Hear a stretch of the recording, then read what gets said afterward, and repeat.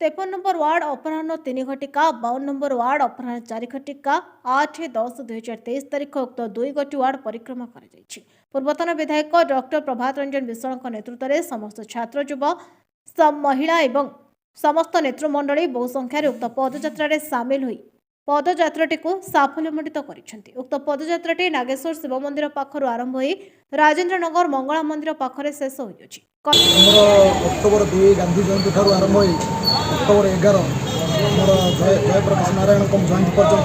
दीर्घ 9 दिन व्यापी सारा ओडिशा रे मोर विजु छात्र महिला मुरबी समस्त जनसंपर्क पदयात्रा हो आज आमर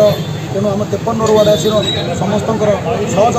मुरबी छात्र महिला युव समस्त एकत्र रही आम जो माननीय मुख्यमंत्री श्री नवीन पट्टनायक जिते गोटे विकासमूलक योजना कर ठीक भाव में लोकों पाखे पहुँचुचे ना नहीं तेणु आम बार्ताटा दूसरी जदि भी कहार घर घर आम बुझु कौन कार मौलिक समस्या अच्छी और कमी फुलफिल हम आम चेष्टा करूँ।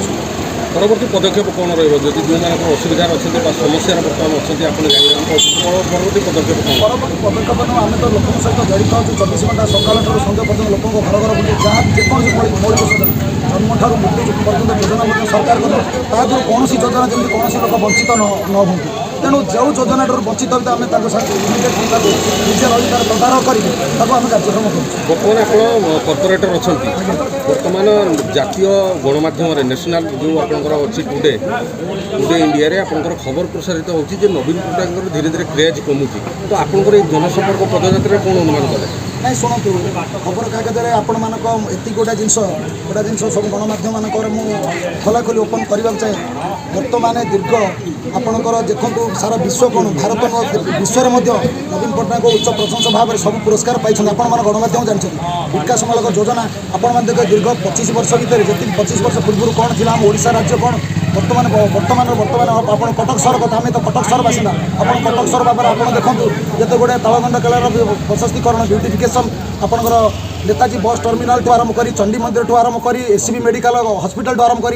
आउ तो विभिन्न ये तो योजना जन्म ठार सब प्रकार विरोधी आज्ञा कहे से कथा तेणु आम सब कम विश्वास करूँ आम सब कम विश्वास कथार विश्वास करूँ तेणु आम सब आम सरकार निर्देश आम माननीय मुख्यमंत्री निर्देश आमर जो प्रभात विश्वाल कि शोभिक विश्वाल आम विधायक आम प्रभात पूर्वतन विधायक निर्देश आम लोकों सहित आगे लोकों समस्या समाधान करूँ जेहेतु मुरबी मान सहित आम परामर्श कर जहाँ जहाँ समस्या रोचे महिला छात्र आम स्वतंत्र गोटे आम कमिट करूँ प्रति सप्ताह बस कि लोकों समस्या आम समाधान करूँ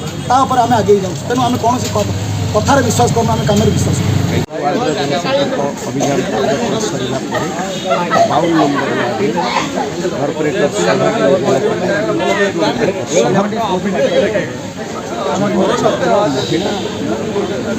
दल सभापति कले सुंदर भाव में आयोजन कर 53 नंबर पर 52 नंबर सुंदर भाव में गणेश मंदिर को रिसीव कर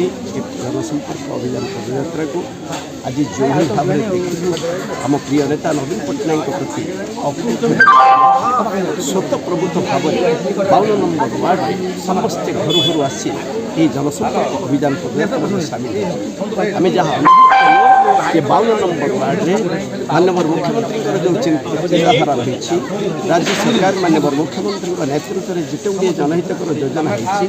52 नंबर वार्ड आज बुलवा समय जहाँ अनुभव कलु प्राय प्रत्येक घरे पहुँच परिवार जो प्रयास रे ये जनसंपर्क अभियान आरंभ करा 52 नंबर वार्ड रे दल माने मजबूत अच्छी सुंदर भाव में ऑर्गेनाइजेशन रही समस्त आज सामिल होती 52 नंबर वार्ड में ये जनसंपर्क अभियान पदयात्रा जहाँ लक्ष्य था माननीय मुख्यमंत्री नवीन पट्टनायक आम दल सभापति प्रिय नेता नवीन पट्टनायक दल को सुसंगठित करवा एवं नेतृत्व में जिते गुड़िए जनमतर योजना ठीक भाव में जनसाधारण पाँच समस्या अच्छे भावुँ ये वार्ड में सुंदर भाव में चलती समस्त नेतृत्व समस्त को बहुत बहुत बधाई जनाऊँगी सुंदर भाव में ये कार्यक्रम में आज सामिल होती समस्त कार्य को त्वरान्वित कर वार्ड में आगे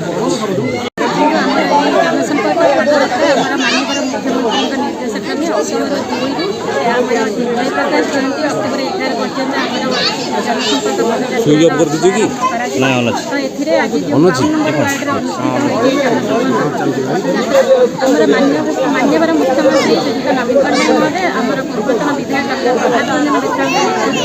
निर्देश क्रमे आम 52 नंबर वार्ड आज समस्त मोर युवा महिला ପିଲା ଛାତ୍ର ସମସ୍ତେ ନିଜ ସ୍ୱ ଇଚ୍ଛାରେ ବହୁ ସଂଖ୍ୟାରେ ସାମିଲ ହୋଇଛନ୍ତି ଏବଂ ଆଜି ଏ ପଦଯାତ୍ରାକୁ ସେମାନେ ସାଫଲ୍ୟମଣ୍ଡିତ କରିଥିବାରୁ ମୁଁ ସେମାନଙ୍କୁ ଅନେକ ଅନେକ କୃତଜ୍ଞତା ଜ୍ଞାପନ କରୁଛି। ଆଉ ଆମର ଯେଉଁ ପ୍ରିୟ ମୁଖ୍ୟମନ୍ତ୍ରୀ ନବୀନ ପଟ୍ଟନାୟକ ଯେଉଁ ଯୋଜନା ରଖିଛନ୍ତି ଲୋକମାନଙ୍କ ପାଖରେ କେମିତି ପହଞ୍ଚିବ ତାହା ଆମେ ବର୍ତ୍ତମାନ ପର୍ଯ୍ୟନ୍ତ ଆମ ସେବା ଜାରି ରଖିଛୁ। ଯଦି କୌଣସି ବ୍ୟକ୍ତି ଏଥିରୁ ନିବୃତ୍ତ ରହିଥିବ ତ ଆମେ ସମସ୍ତଙ୍କ ଘରକୁ ଯାଉଛୁ ଏବଂ ତାଙ୍କର